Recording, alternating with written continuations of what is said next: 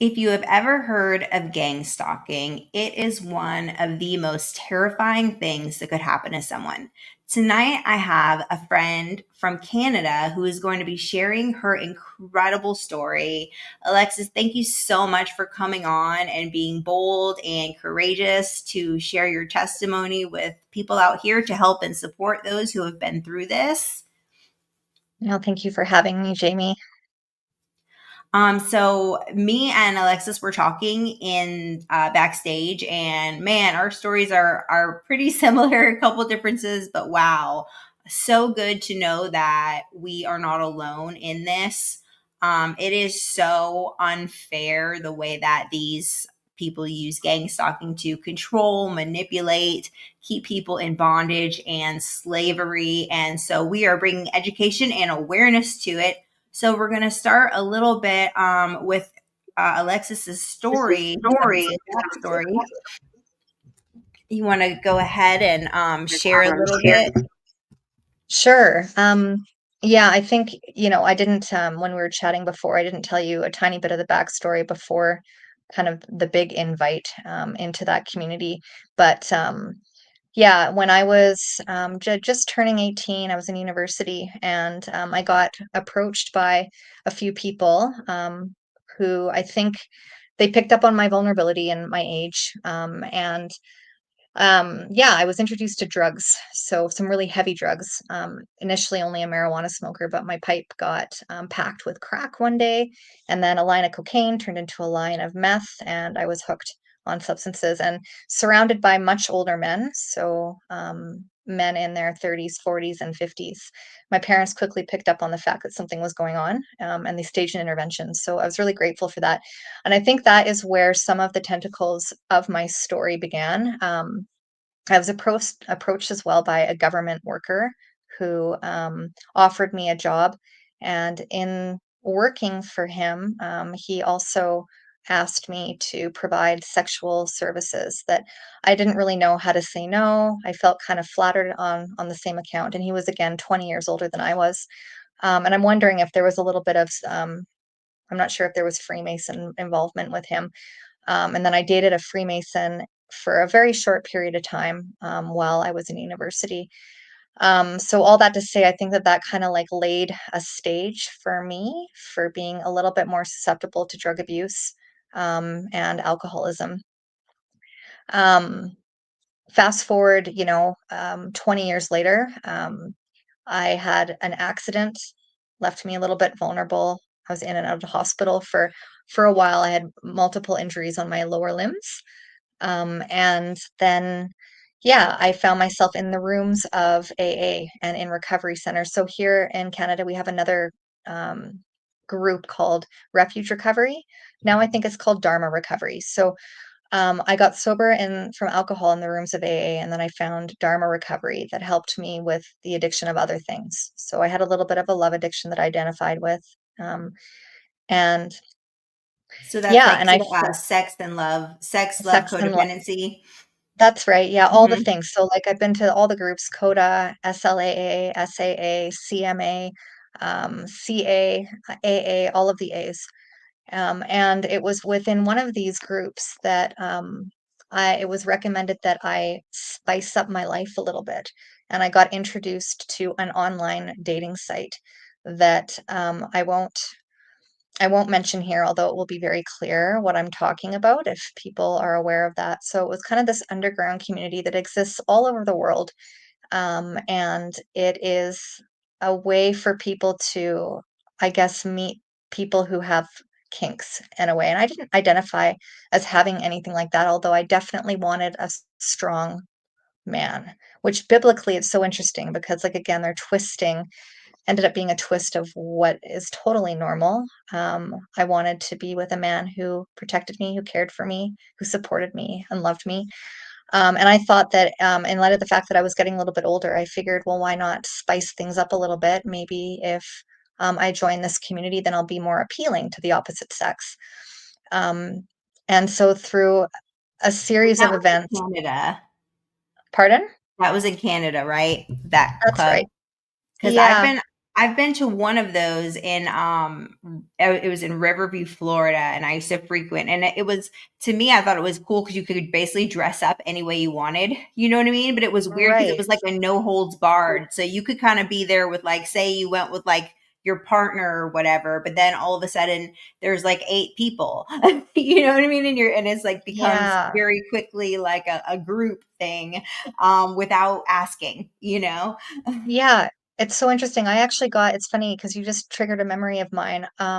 Before this club, years and years before, almost 20 years prior, I also got invited to, I went to Atlanta, Georgia for a yeah, what was a like a trance, like an EDM show, but then it was being shared with like the biggest BDSM party in the States and Atlanta, Georgia. And I remember going to the bathroom and walking through all these rooms and going, "Whoa, this is so weird." And it creeped me out, right? Like I wasn't open to anything at that time. And anyway, it's just interesting what you end up being next to, and it makes me wonder whether even that person that I was dating at the time, like what was he really involved in? I'm not sure. Right, You did know? they know? Like, And they're yeah, like, to pick "Oh." that. Yeah, it's interesting. It'd be like Um, nowadays, they would be like, "Oh, yeah, just carry this upside down pineapple, don't worry." totally. Yeah. Yeah. Um, yeah, so this group that I got kind of invited into,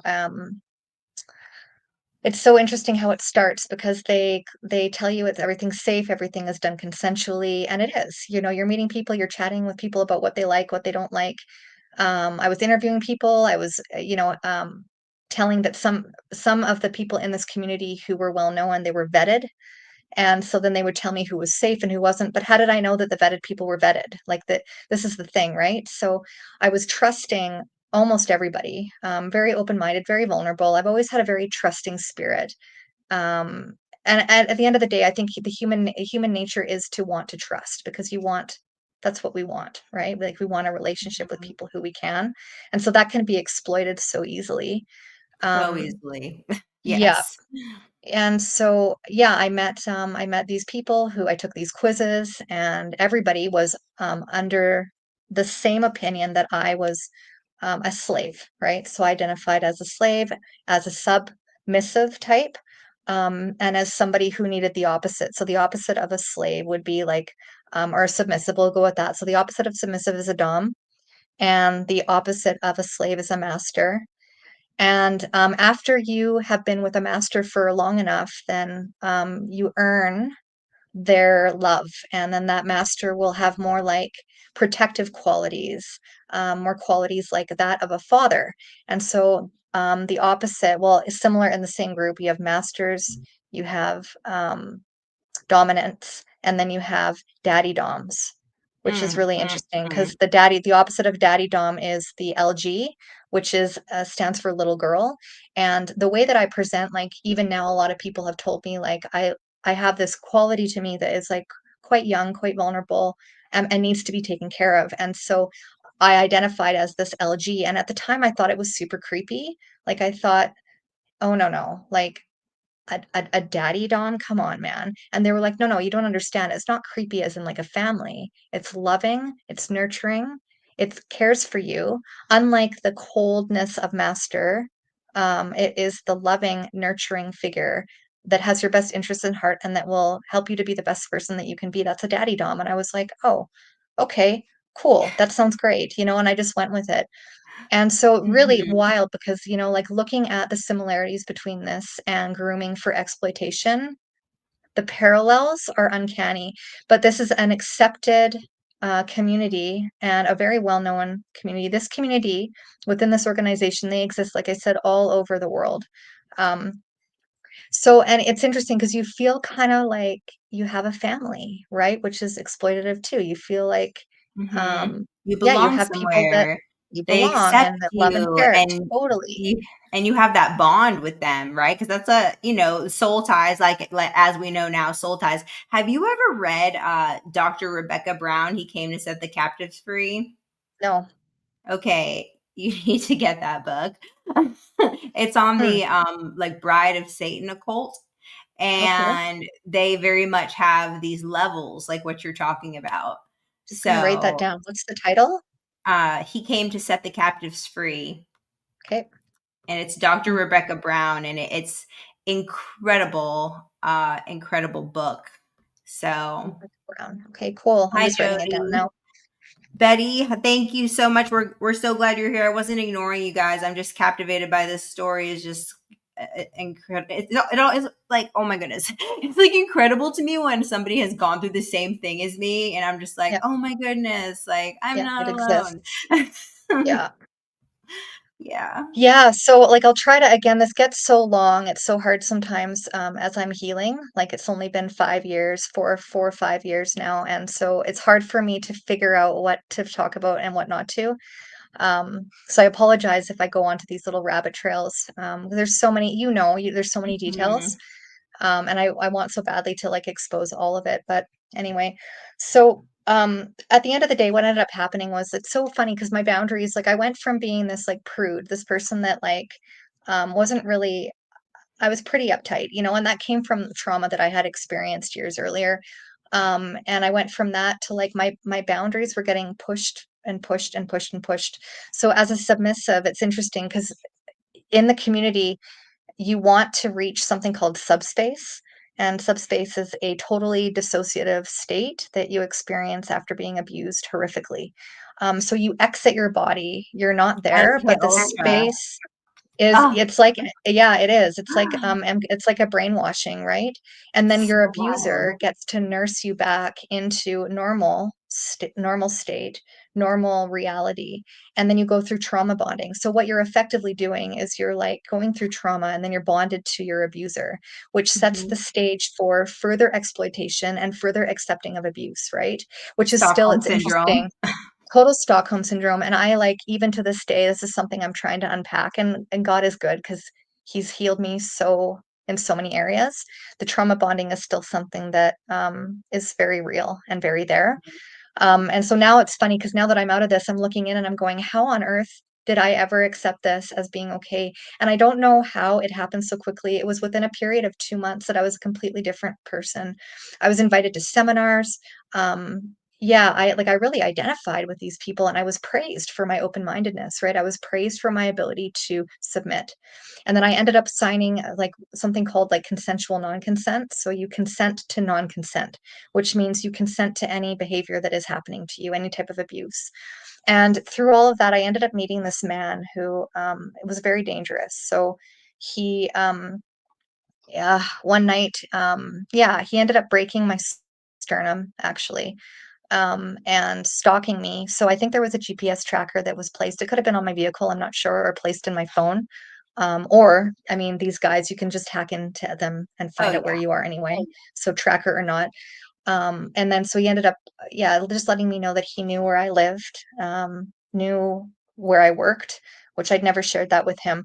And then I got approached by another member in the community who offered me protection, explaining to me that this man was not part of the community. He was very dangerous, but that he was the real deal. And so here I am entering into a triangulation, right, where you're offered protection See, I've and seen this before. Yes. yeah, and it's like it's exactly what happens. It's so funny because these are all it's very similar to women who end up being exploited and groomed for trafficking, right? Mhm. Where the pimp will come in and he'll protect the girl. Mhm. So really it's no different. Now this man, funny enough too, he was coercing me. So he offered me money. He gave me $1,000 one day.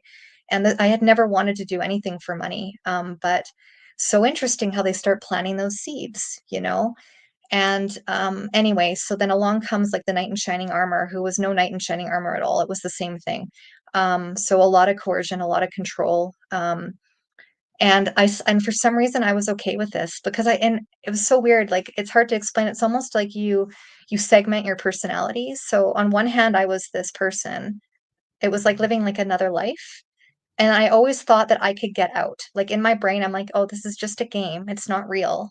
I will exit when I'm ready." But then by the time you're ready to exit, you have been so depleted and you've been so you've just been trashed, right? Like I was my parents were watching me and I wasn't doing any substances other than marijuana, but they were watching me and going, "Man, it looks like she's doing something," because I was changing, right? Physically.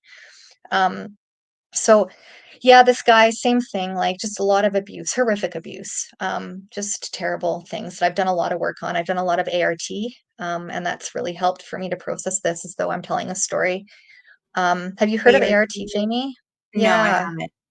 it's a branch of EMDR. It's called Accelerated Resolution Therapy, and it's really helped with some of the imaging that I went through, and the people, and even demonic, like some of the eyes that were the same eyes, and yeah, it's helped me. A lot of people say, "How can you share this story with no emotion?" And a lot of it, I've gone through a lot of, I've done a lot of work, and Jesus has healed me so much too. We brought Jesus into ART, which is really cool.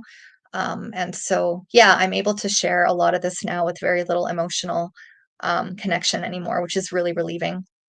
But yeah, so like with this relationship, there was just horrific abuse, lots of like World War II tactic abuse, cold water, and lashings and strangulation, like which is a huge one. Like these guys, what they want to do is they want to remove your ability to speak, you know? And so getting my Mhm, voice back is something that has only happened in the last year, and I'm grateful for that. So little did I know in this whole relationship that I was with this man, he had people that were strategically like watching me. And I think this is when the stalking kind of well, I think it started before with the really dangerous dude. mhm, They're all really dangerous, but it started with the broken sternum man.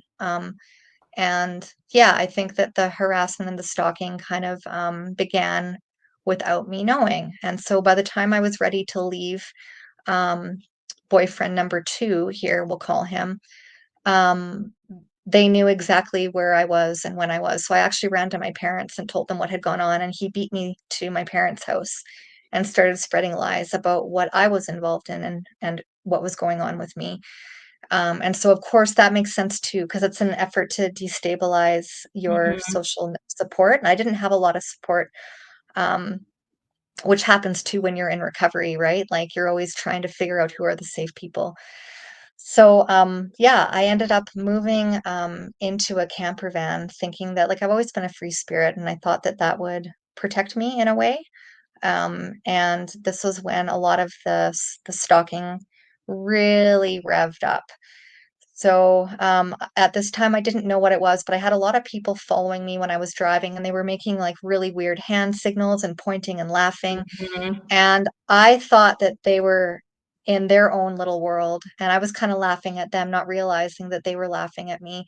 I had a lot of people approach me and try to come into the camper. And in my, I'm pretty empathetic, and in an effort to try to help some of these people, I totally invited them into my space. I moved to a different town, and because, again, like the harassment on my camper was getting really intense, and even some of the things through technology. So, like, I would be having phone calls, and I would have people intercepting my phone calls, and I could only hear it though, which is so weird. So, my friends wouldn't be able to hear it, but I could hear the conversations like, you're lucky that we didn't get you, or you're never going to be able to get away. Um, so I moved mhm, to another town, and this is when, I thought moving to a small town would be helpful for me, and it wasn't at all because rumors spread fast.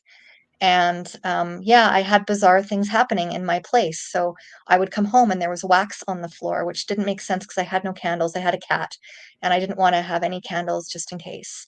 I came home and I had a door that it was a very creepy old house, one of those doors that you lift up to go downstairs. And I mhm, came home and the handle for the door was gone.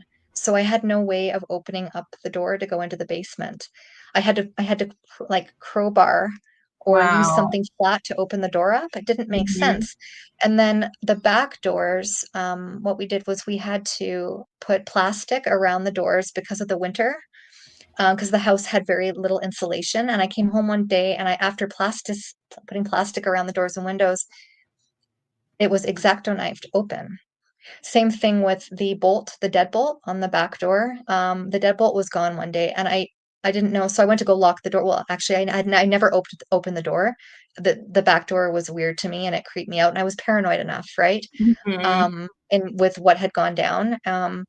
So the deadbolt was gone, and I asked my dad to come over and to put one of those chain links on instead. So he came and did that. And when I came home, the chain link was off. And same thing as I'd come home and there was clothing that was not mine laying in the middle of the floor, gloves on the front of my in the snow, like boot marks. So somebody had walked around the property and left gloves on the front yard. So like all of these weird things. I got Professional another astro projectors. like, or like it could be absolutely, or I wondered like, are these paid actors like that were in and around my vicinity? I'm just not really sure, right? Hmm. Like same thing as me getting into my car before I go to work. I had people like driving by and they were pointing and laughing as I would get out of my car and I was like, man, this is what is going on? And this is when I started to feel like I was losing my mind a bit because Hmm. I couldn't make sense of what was going on. And it's too bad that I didn't take pictures. I started taking pictures after a few years later. I had people, they were threatening me that if I kept track of any of these things, that my family would be threatened and that I would be threatened. It's like, your classic fear tactics.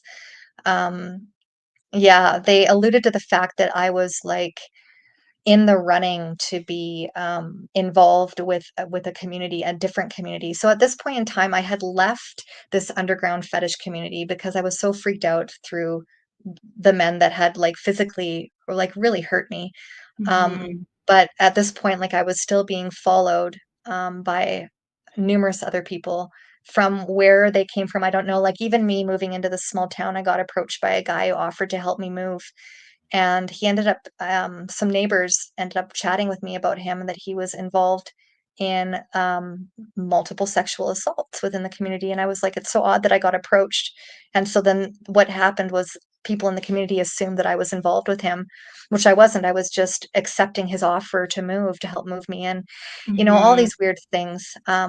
Were the women who were part of that community, how were they toward you? Yeah, so one in particular, I look now at her and I'm wondering whether I just watched this documentary called Dark Highway, which is about one of the Highway 401 in Ontario that traffics individuals. And there's a term called bottom bitch, and it makes me wonder whether I was approached by one of those people. And a bottom bitch is somebody who recruits other women, Hmm. um, after they aren't, maybe, I don't know, they become not as useful out there. And so, yeah, it's the women, there weren't very many of them, but one in particular who really stands out. And she bought me a lot of clothing. She even bought me a collar. And she was introducing me to people in this community as well. And then I was living at home and she offered me really cheap rent. And so there I was, I moved in with her, and then her apartment became a platform, if you want to call it that, for people to come over and to abuse me. And it makes me wonder whether there were cameras in there too. You talked about Right. how some of those things you think were filmed, and absolutely, I think they were too. Oh, You for know, sure. there's big money in that, Oh, right? for sure. You saw So, that big the big takedown of Pornhub. That was yep, like a huge part of it. I mean, there's yep, that lady, I can't remember what her name is. She sent me her book because I've been following her and like supporting her. I mean, she is amazing. I'll have to give you her name after. yeah, do But it. yeah, all like she found out so many of those videos that were on Pornhub were of, trafficked and occult Oh, victims who did oh, not consent and sure. underage. That's right. Well, I Mhm, mean, statistically too, it's more than 50 percent of any porn video that exists out there. Those are victims of sex trafficking, right? mhm. And that is not consensual, it's so interesting. I remember even like my boyfriend there, I remember him filming this horrific abuse thing, like because I had done something else wrong. You can never do anything right, right? It like they make the demands so crazy you can never get Right. there. And I remember him filming me and I said, "What are you doing? Can you just stop?" And he was actually, this is where like my compassion came in because I could see he was crying.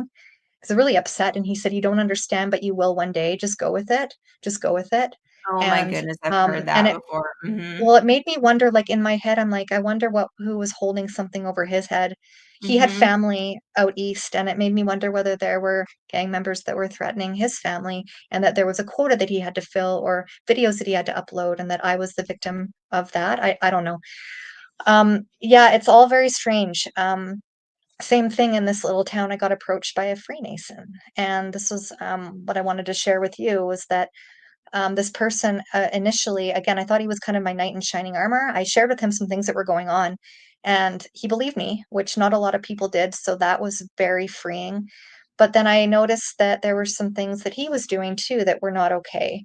And so there was an assault situation that happened, but I couldn't really reconcile with him doing that. So I thought that it wasn't really that. That maybe he made an error, I was misunderstanding, and at this point, like, I was so traumatized that I really didn't understand when I was being assaulted and when I wasn't, like, I just ended up thinking that assault was kind of commonplace, but Mm-hmm. anyway, I didn't trust him, um, after some things, um, that had happened, and he left to go to work, and I went onto his computer, and I found a file of me and another girl. So there were two people. I was one and she was another. And it was my full name and pictures of me that I had never shared with anybody.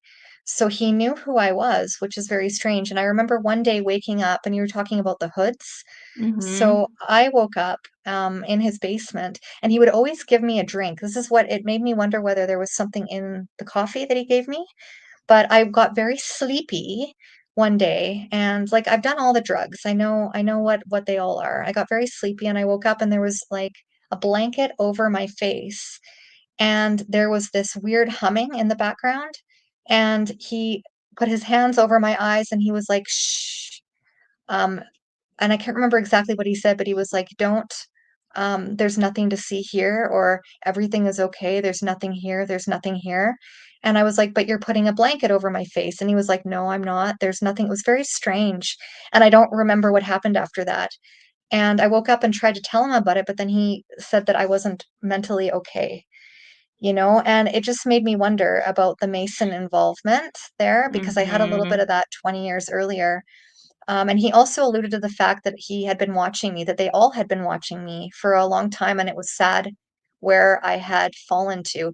And in fairness, it was sad where I had fallen to. I used to be a 4.0 GPA university student, and here I was now, not well at all, using substances again, which, like I said to you, that is really that discredits the victim when you're using substances like meth. So I'd been introduced to meth at this point, and then what you're experiencing, it's hard to reconcile that without blaming it on being like a meth-induced psychosis, which I knew psychosis, but I also knew what was going on. And anybody experiencing this, it would be enough to push them into a psychosis as well, right? Like just Mm-hmm. the harassment Absolutely. was so wild. It's so wild. Yeah, like even like driving, I would drive to my hometown and to this town back and forth. And even in the middle of the night, like I'd be driving and men would be standing in the middle of like a wooded area naked from like the waist down. Like it's just wild, wild. But I was the only one on the road. And yeah, it's just so hard to reconcile this. And I know still a lot of people, without having gone through it, it makes you sound not stable at all. So, yeah, that was And kind they of like some don't of those, they one of the things they don't understand also is, well, why didn't you leave? Right? right. Like that's something Yeah. was, you know what I mean? Like, well, why? Like, but you don't understand, like, when you get into this kind of thing, like, it's like you're brainwashed and like your Yep. things of like what is okay and what is not okay are just blown out. You know what I'm saying? They're Oh, blown out, totally. especially. And then if there's substances involved, then they're keeping Yeah. you with substances. They could be telling you Yeah. stories. That was like my thing. And it was like, you're in the witness protection program. Your mom's not your real mom. Your kids aren't your real kids. Or somebody took your kids and we're helping you. You know what I mean? Like all these stories, like Oh, to yeah, just there's keep so many you. narratives just yep. You can't keep Hmm. track of that witness protection program. I had that one too, actually just recently, which is really interesting. Even like secret agent, right? Like there's so many Hmm. different stories. Um, Yeah, one of the stories that one of the men spun with me was that he was there to protect women who couldn't take care of themselves. So Mm-hmm. there he was abusing me. He actually there was a drug situation, and I've done all the drugs, right? And so I knew what they all were, but this was very different. This is like being anesthetized because I lost control of my limbs and my arms, and I remember getting actually very Mm, scared at that point. And he claimed to he flipped the script and claimed to be somebody who's protecting women who can't protect themselves, and showed me this video that was almost like a story of my life, which was very odd on YouTube, but it wasn't a YouTube platform. It was black, and different. Like it was different, and I still haven't been able to figure out what that is. It almost makes me witchcraft. wonder. And this, well, really, right? Like it makes me wonder what kind of technology is out there that we don't know about yet. You know, like Mm-hmm. internet came about 30 years before we actually, as civilians, could use it. So I just wonder whether there's something else too, even just with mind control technology, Mm-hmm. For and sure. nanotech. I don't know. One guy alluded to the fact that there was nanotech involved. Yeah, it's so weird, and I know this gets a little bit out there for some people, but yeah, I so yeah, all of this, like, it was just, oh, it was so terrifying. I actually ended up getting contacted by that man who broke my sternum, so I was in no contact with him at all. And then he got in contact to me again through this messaging app, and alluded to the fact that he knew where I was living, he knew what I was driving. He named exactly the same type, model, and make of my vehicle, and I had not told him any of these things. I even had people message me like, "How was your nap?" And I didn't sleep a lot, but then after sleeping, they would say, "How was your sleep?" And I was like, "Where are there cameras in here? Are people watching?" You know, it's very odd, very, very scary. I contacted police actually at this point because I knew something was going on and I felt like I was being followed and harassed, and it really felt like I was part of a trafficking ring. People were asking me to send them videos, and I didn't do that, but I did send pictures because I thought if I did that, that I would gain their trust, and if I gained their trust, then they would stop abusing me. And there's nothing that makes them stop, you know? Like, Mhm. I think that there's a misconception there that I had more power than I actually thought that I did. Now, keep in mind, you know, at this point in time, I had no faith in anything other than like a universal God. I was very into New Age. I was a tarot card reader. So I had invited to a lot of like witchcraft and spirits of divination on me, I believe. Um, so I left that town. I feel like I got kind of like kicked out of that town. Lots of rumors going around about me that I was a prostitute and I was a drug dealer, and it was really hard to stay in a small town when you have that going on. And yeah, I moved back to a bigger city, and the stalking did not stop, and the harassment didn't stop, especially like um, through phones. Anyway, this is when I had, like, the coolest encounter. Now my gang stopping didn't, it didn't stop after my encounter with Jesus, but I've been able to reconcile more of what I've been through, just knowing that I'm protected and that I'm in God's hand. But yeah, I had this really cool experience with Jesus in my mom's garage, so, um, I was unable to stop. Like, at this point now, I was legitimately hearing voices, which makes me wonder if some of this is voice of God technology. I don't know if you've heard of Or I've heard any of of like that. the voice to skull. Voice heard, yeah, V2K. Is that what it is? Yeah. Yeah, I'm I've not heard the of, techie person, but yeah. yeah. Yeah, and I don't know whether that was some of what was going on. So weird because like they would tell you, and I've talked to a few other people who experienced the same thing where they like tell you what you've done and what you're really not good at. And like Mhm. intimate details, which again, demonic, real real people using technology, same, right? Like I guess at the end of Right. the day it's kind of the same thing. But yeah, I was starting to lose this, which I've never lost this. You know, I've done all the drugs and all the things, and I always prided myself on my ability not to lose my mental capacity.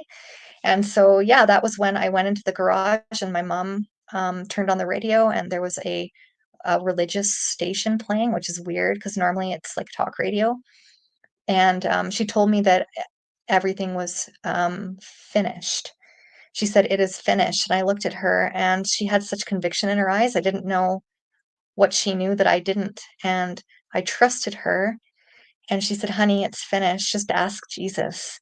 And really, like, I was like, come on. In my head, I thought, come on. I wanted to have nothing to do with Jesus or the Bible, but it was the only thing that I hadn't tried really up until this point, right? Like, I'd called on other gods and called on, yeah, like, I remember thinking, like, I don't know, calling on the universe, like the God of the like the universal God that we have and the tarot and all those things, and nothing was really helping. And yeah, and this was just the coolest thing.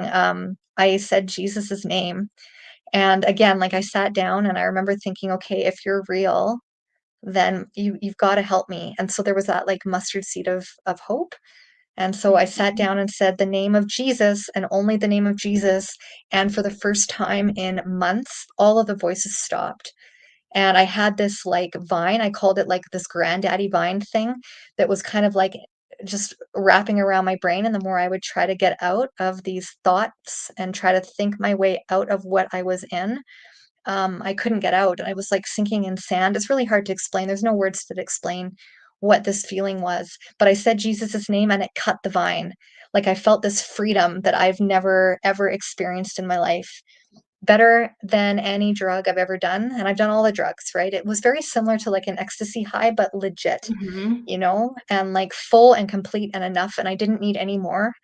And I had no understanding of who Jesus was. I thought he was a cool dude, but I didn't know what he had done. But saying his name in that moment was how God made it clear to me, this is your peace, this is the answer, and this is how you're going to get out of this, right?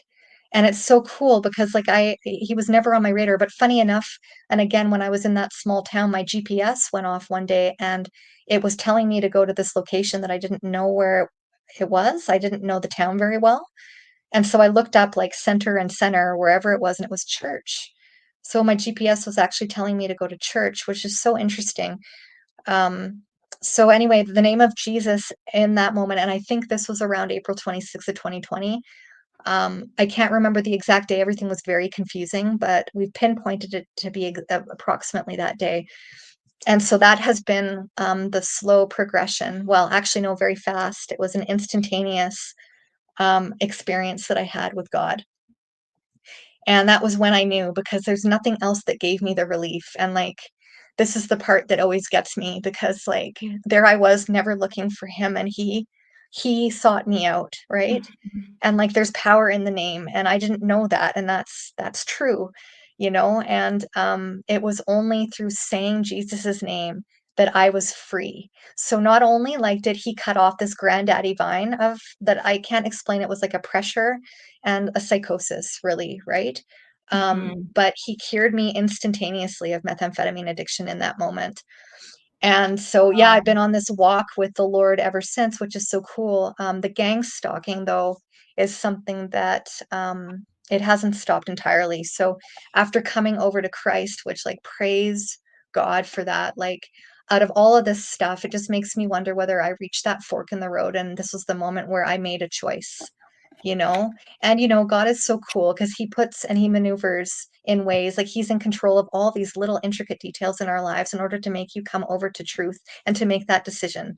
And so I'm grateful in a way for all of that stuff that I had to go through, because there's no way that I don't know. I just don't know another instance where I would have had to rely on something greater than myself.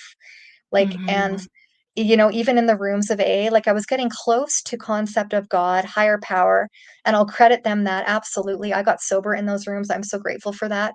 But it wasn't bringing me closer to Jesus. It was bringing me closer to a higher power. But it's funny because that wasn't enough for me. I needed Jesus, right? Like it's not just higher power, right? Like it's Jesus. Like I don't know. So anyway, yeah, after that experience, I dove into Bible. I went to a treatment center, but the treatment center was not biblical at all. And I think that there were people in there who maybe they knew who I was. I'm not really sure. I didn't feel safe. And I ended up coming back to this city, and yeah, some of the harassment and the stalking just continued. So vehicular vandalism continued on for 3 years. So my catalytic Wow. converter got cut out. My windshield was broken twice. The power cord on the front of my vehicle, I live in Canada. We need that to like plug in for winter. That was cut twice. I have a cross hanging in the middle of my mirror. And that was removed from the mirror, which is not possible. Like you can swing that thing around and it won't come off. And that was on my floor. And so this is actually when I started taking pictures. So I didn't have any visual proof of a lot of what went down prior to me meeting the Lord.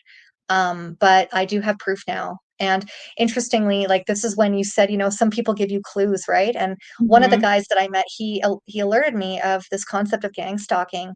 He even said to me, and they talk in like it's like cryptic communication. And Hmm. that could be a drug thing too, but like they would say things like, once upon a time there was a girl who wandered into something she wasn't supposed to, and evil surrounded her from behind.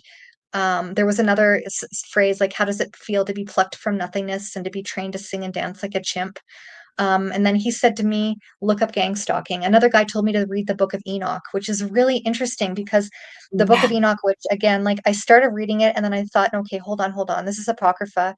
I think there's some really interesting information in there, but I got to be biblical before I dive into Apocrypha.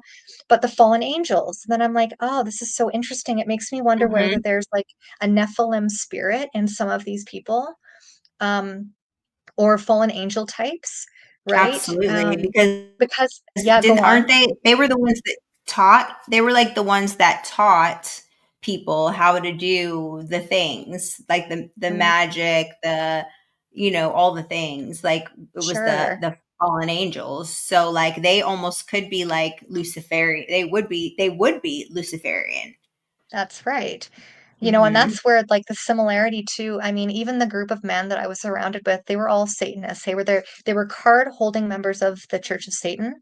And I Mhm. had in my hand, prior to coming over to Jesus, I actually was reading Anton LaVey's um, Satanic Bible, and I found it, Wow. yeah, which was like you look at the flip of this, and I remember that was why I wanted to have nothing to do with Jesus because I thought, but the Satanic Bible is so great, like it explains away sin, it allows you to do all these things that are not okay, revenge. Seek revenge. Yes. Yeah, absolutely. And interesting, like I had a few people ask me if I wanted to be in the Church of Satan, one in particular, and so there's no doubt in my mind, even that with the Freemasons, that all of this is intricately connected, whether they know it or not. Like we were saying, connected through the spirit of Lucifer, through a satanic spirit for Mhm. sure. Um, so yeah, just after coming over to Jesus again, like I didn't, and I'm still walking this. I'm still learning to trust and learning to know what kind of a father God is, that he's good and that he can be trusted and he's greater than all of it. And as I walk in faith, the gang stalking phenomenon seems to dissipate. And maybe it's happening and I'm just rising above it and starting to learn to ignore it. But Mhm. yeah, some of the harassment has like it didn't stop instantly, like I said, like even after being at the treatment center, which was yeah, they use something called flooding where they inundate you with a bunch of have you heard of flooding? It's like a Mm-mm. behavioral modification tactic that I thought they got rid of because it's illegal. And it's where they flood, so you can flood animals with so many um what's the word, you flood them with things in their environment that are so scary that they break down, and then you can build them back up to how you want them to be built. So it's a Mhm. way to get rid of intense fear in an animal and in humans at the same time. And so they use flooding tactics. It's horrifying. It's absolutely. I think some people used to use it back in the day to get rid of people who had PTSD. Right, Um, and I think that was yeah, also in MK Ultra as well, because like what I heard, like that what they found is people who can when they get to this certain point in the fear trauma, like they yeah, actually turn into almost like supernatural, like they have supernatural tendencies that a right, regular human being would not have unless they were pushed to that limit. right. Oh, interesting. I Mhm. wonder. Yeah, I wonder. Like yeah, this MK Ultra thing too. Like I had I had that girl that you were asking me about. I didn't really finish that thought. This is what happens to me too. Like there's so many rabbit trails to this. It's so convoluted and so confusing. Mhm. But that girl who I got introduced to, who introduced me to all of those men, she kind of like chirped in my ear one day. She cried, and this is the weird thing. Like a lot of these people would look at me and they would cry, and they would say, "I understand what you're going through," and then they would leave. Oh my So in one of goodness. those instances, You're just tripping me out, girl. The same thing did you happened to have people me. cry? Like they'd look at you Yes. and burst Yes. into tears? Yes. And like, I know you don't understand what's going on right now. You're just like crying, like, what is What? happening? Like, why are you Yeah. crying? Like I Yeah. remember looking at some of the meanest men, and I reduced them to tears, and I was like, what are you upset about? Like if you're crying, I want to know. And they can't say anything for why, I don't Mhm. know. Again, like is it paid? Are they paid to come in and abuse and they can't say anything? And then, anyway, so this one girl, she alluded to the fact that there was MK Ultra involved. And you know, I've done a little bit of reading on that, and I'm just not sure whether, again, like Operation Paperclip, all these things, I just wonder whether, is it done? How do we know?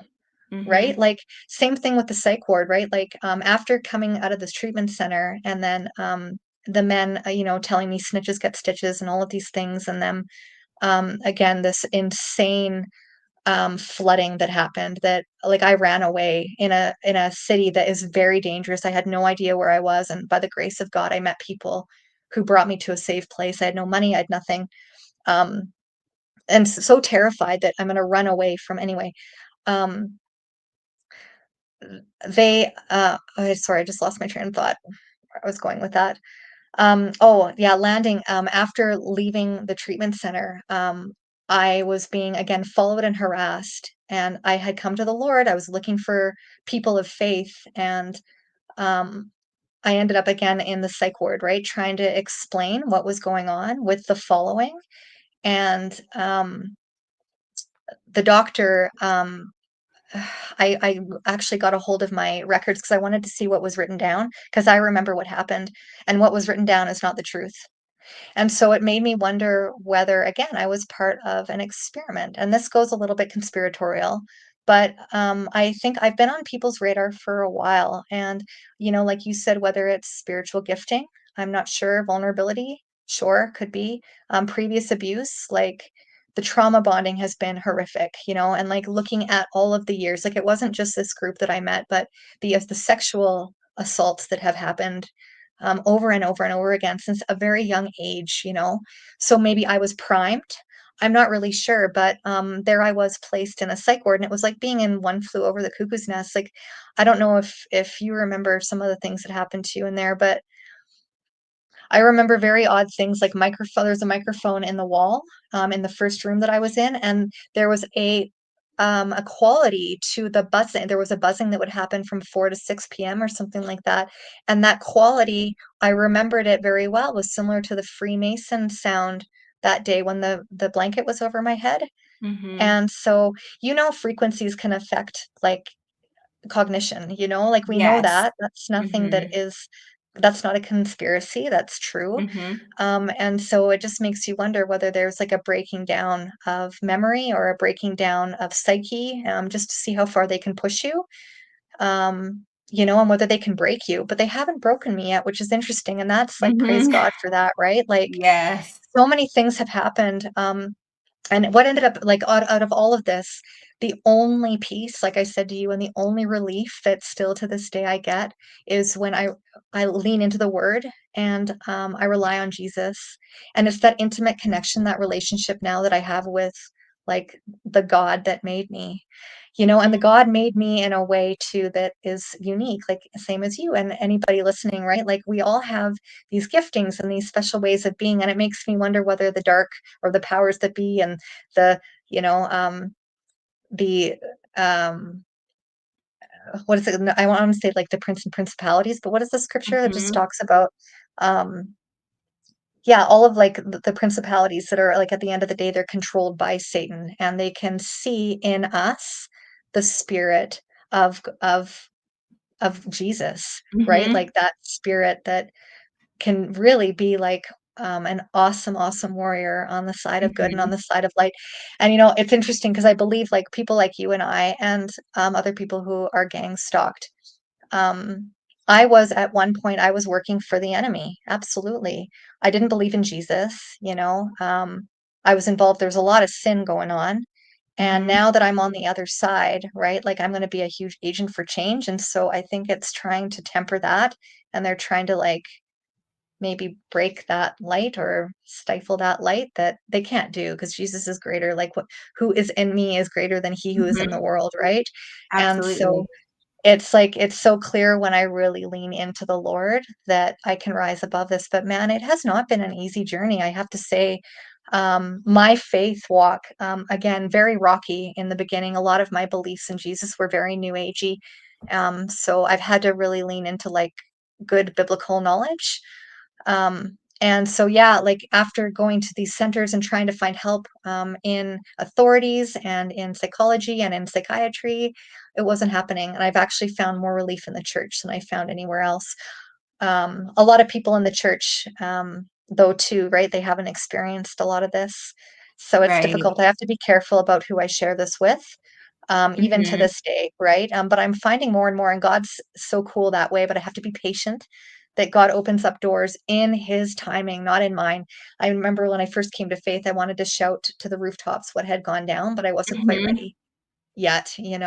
And my story still, although a little bit disjointed, it's getting easier to tell. Um, yeah, like even from an identity perspective, I don't know if this happened to you, but I've had weird identity things happen to me as well, like social insurance number cards showing up in weird places and healthcare cards being stolen and people coming up and asking for my autograph and me giving it to them thinking that they aren't mentally well and that I can just sign off on something. And then I'm like, oh, wow, I've given people now all of the items for a really good identity theft operation, right? Mhm. So there's so many angles to this. And I think at the end of the day, like the stalking and the harassment is to keep me living in fear. And when you're living in fear, you're not living in faith. And when you're living Right. in fear, you're opening up more doors, right? And Mhm.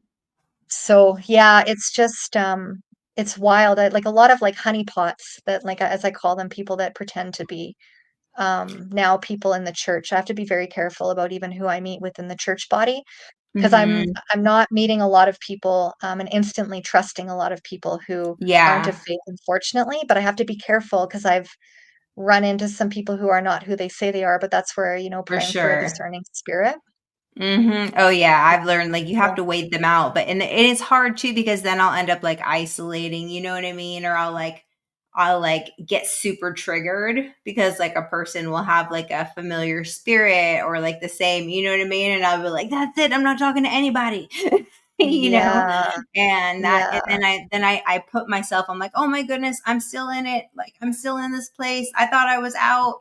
And then it'll like just put me in this whole like triggering again, and it will take me, especially like I've noticed with like specific people, you know what I mean? And so yeah, I'm learning, like, okay, like if this person has this kind of spirit, like I just can't be around them. Like I just can't. interesting. It's because like the spirit in me is like, no. Right. Wow, Like yeah, I can't, it's almost like I go into like a prophetic swirl or something. You know what I'm saying? It's just like so much.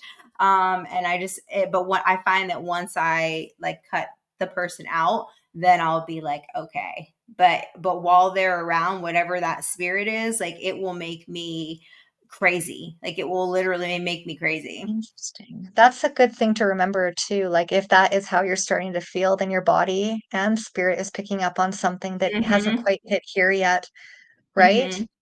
Yeah.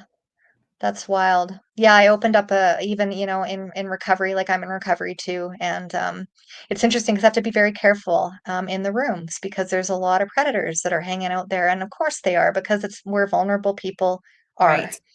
Mm-hmm. and so I've had to be very careful. And I know I opened up a door thinking that, and this is a problem that I've had to just in coming out of all of this is trusting what doesn't feel right. And I know that we're not supposed to go on feelings and feelings alone, but there is a visceral response in my body. And when I start playing detective, that's when I know that something isn't right, right? Like I'm dealing with like a Mm-hmm. narcissistic manipulator. And so, yeah, same. I opened up a door back in June that was potentially like extremely dangerous. And it's so funny because these people, like, they want to get me out, they want to take me away. They always want to take me to the mountains and into wooded areas. And I just have to be careful, right? Because Hmm. there's a real feeling of fear that they want to annihilate me, but not without my permission. And I have to be careful about what I allow into this space. And really at the end of the day, I have nothing to fear. Like when I am in the word and when I am trusting in God's promises and that He is who He says He is, I have nothing to worry about. But I'm also very Hmm. human and I'm also healing.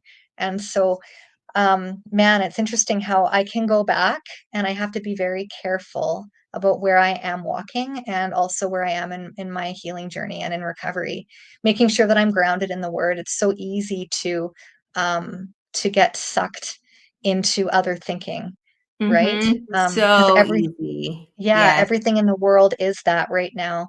Like there's very little truth. Narrow is the way. It's so small. Yeah. And so even now I just have to be careful. Like even this person just a few months ago, like it's been almost 4 years, and he said it's all the same mantra. Like, I've heard about you, I know who you are chosen. I don't know if you ever got that one, that you're chosen, you I know? mean, I don't think I've heard that specifically, but I've heard some other things. But I've heard people say that they have heard that.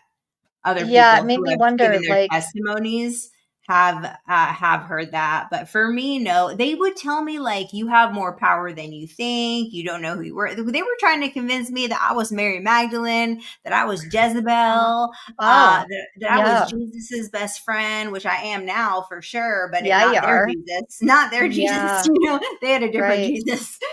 Yeah. Yeah, I was told that I was Lilith, which is really interesting. And Mm, same thing, like that Freemason. I remember him trying to make me mad. So they would try to like provoke me to get angry, and I didn't understand what that was. And I'm a pretty gentle spirit, although after being abused and after being pushed, mhm. there is a limit for sure with me, Yes. and I can roar like a lion.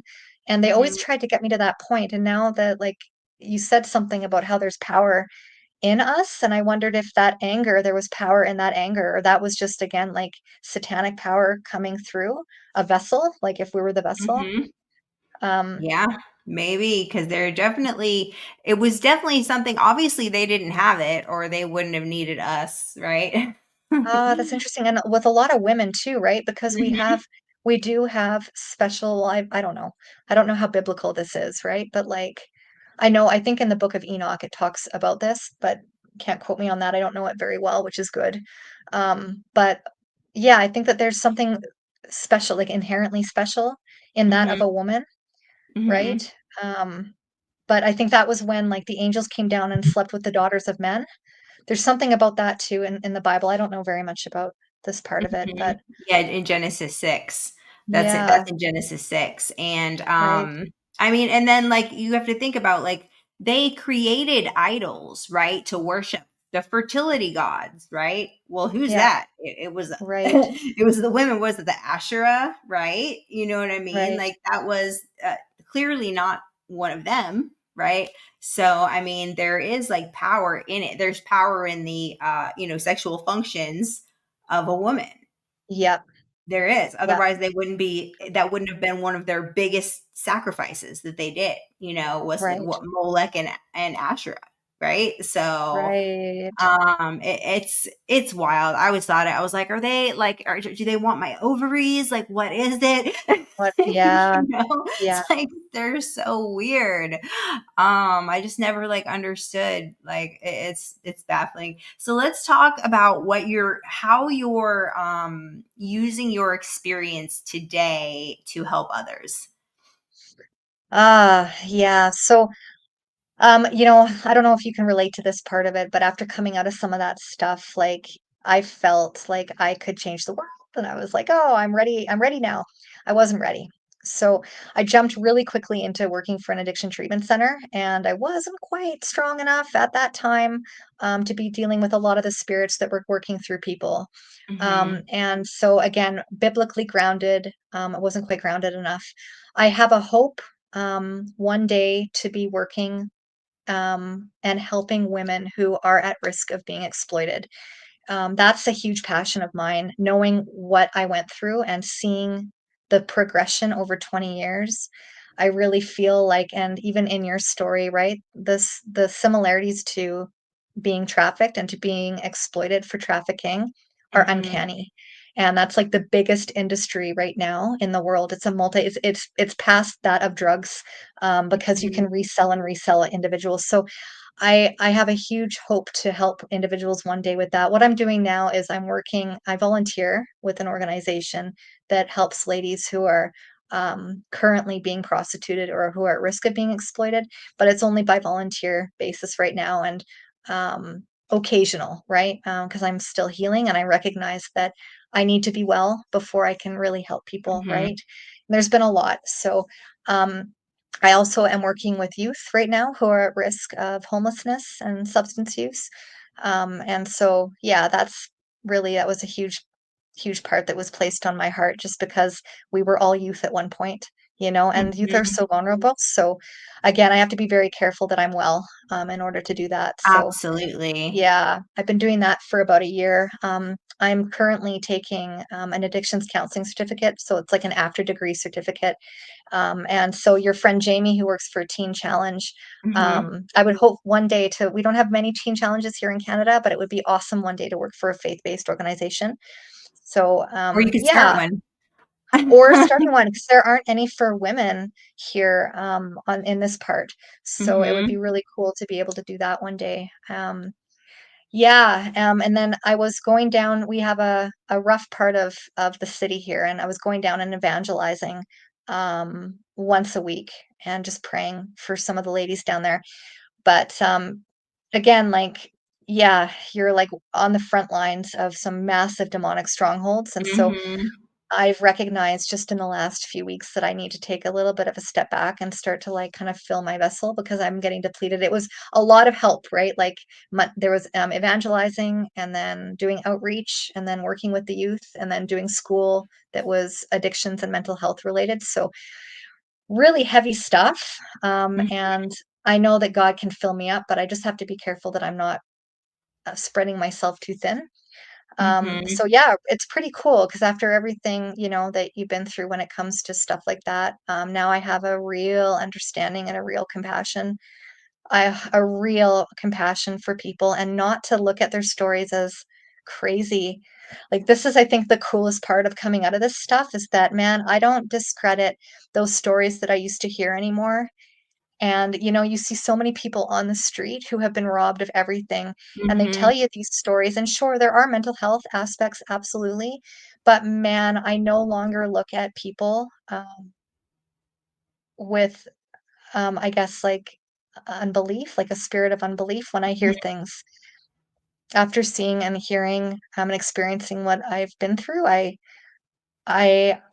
believe people now, and I don't know. I'm sure for you too, right? Like that Oh, being yeah. believed was the biggest, and it still is the biggest. It's probably one of the most important things other than the love of Jesus, but for people to believe me, which was the coolest part about seeing your channel, and watching you and Jamie chat that one day, I thought, "You've gotta be kidding me. There's people who have gone through what I went through." And I think I looked at the post that I posted on your channel where I said, "I can't believe I'm seeing your channel. I'm not ready to Mhm. share yet. I'm a little bit scared, but I will one day," because I was worried there'd be backlash. Because every time I shared, there was backlash. And now I'm learning to not be scared of that stuff because the backlash doesn't even matter.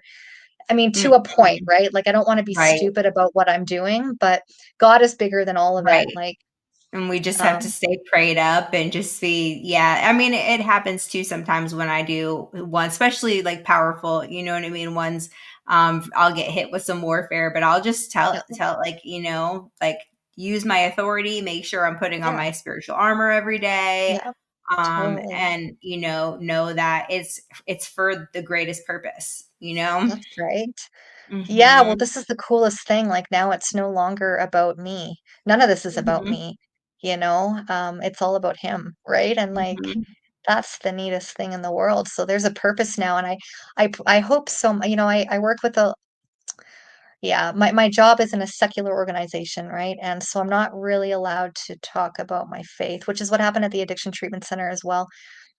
And so, although I can't talk overtly, I can pray for all of these people. And my prayer is Mm-hmm. that these little ones, and the same thing for the adults that I work with, that they find their true purpose and that they find Jesus, right? Because like that's the cure for everything, right? Like we're purposeless in addiction, we're looking for connection, Mm-hmm.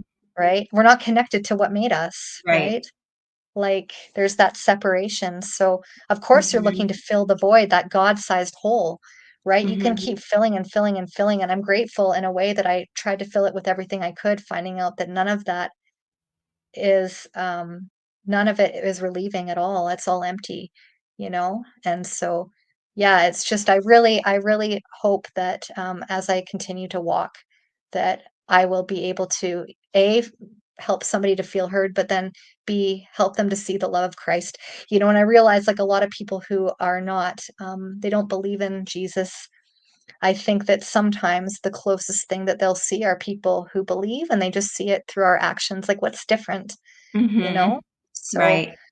yeah, I remember it's not in my power, right? That we're planting seeds and there's like a time to like plant and there's a time to grow. Mm-hmm. And so, yeah, you've been so inspiring to me. Like I listen to you and man, you've been through the ringer and I just to see where God's brought you is so cool. You know, I really got to thank you because like your channel, I don't I'm sure you hear this, I get emotional, but, like, you were one of the people unknowingly who helped me to feel like I wasn't crazy, even though I knew I wasn't, like, God speaks through Mm-hmm. you, and I'm so grateful for you, and I'm so grateful for Jesus, of course, but, yeah, your channel is unreal, really, it's just, Thank you. yeah, It took a lot for me to speak out about it, and then of of course, all course. the scary, scary comments and like other people in my community are going to think I'm a nutcase. But Sure. Yeah, but you know yeah, what? Like it's so healing for me. Like when I meet people like you, and you're like, "Oh my goodness, they said that to you too!" Like like now I yeah, know for sure. 'Cause sure. I even still question, right? Like I'm like, Oh, me was too. I like did Yep. this? What you know what I mean? And it's like, no, that really happened. Yeah, I really feel like one day, I think that I think that this is gonna be, I don't know, I just have this feeling, and not anytime soon necessarily, but I feel like one day there's gonna be an exposing of whatever this is. Kind of like MK Ultra, like that was super conspiratorial and it is now well known. In fact, they're going to court. I think they went to Right. court a few years ago and people are getting paid out now for those experiments on unassuming Mm, civilians. And it makes me wonder whether whatever we go through with this stalking phenomenon, it makes me wonder whether there's going to be also like, I don't know whether this is going to get exposed one day, just through us maybe sharing too. But yeah, it mhm. makes me wonder, right? Yeah, for sure. I Yeah. mean, yeah, I know. We're gonna talk more backstage, but Yeah. we're gonna there's so many comments. Sorry we did not get to really go through them, you guys. But America first, thank you. Battle for your brain. I like all your emojis. I'm trying to see like what they are. Brain, lightning. Is that a boat? I don't know. Um, and let's see. Let's see. Oh, okay. Target non-consensually implanted 2018 remote neurally monitored V2K auditory interface. I expose the truth. Yes, yes, yes, yes. Yeah. Let's see. Warfare anointing. That's right. I know, right? Because what are you gonna hit us with now? Like we've already been through the worst. You know what I'm saying? We're like, Yeah. I mean, that's why I feel like people who have gone through this are definitely like the end time prophetic army. Sister Milka, thank you for watching. I got saved in prison. That's cool. Um, going to Modern adult day MK Ultra challenge. witch hunt. It's so true, right? It just makes you wonder. Let's see. Who else? Who else? Didn't I knock it on there? Trina.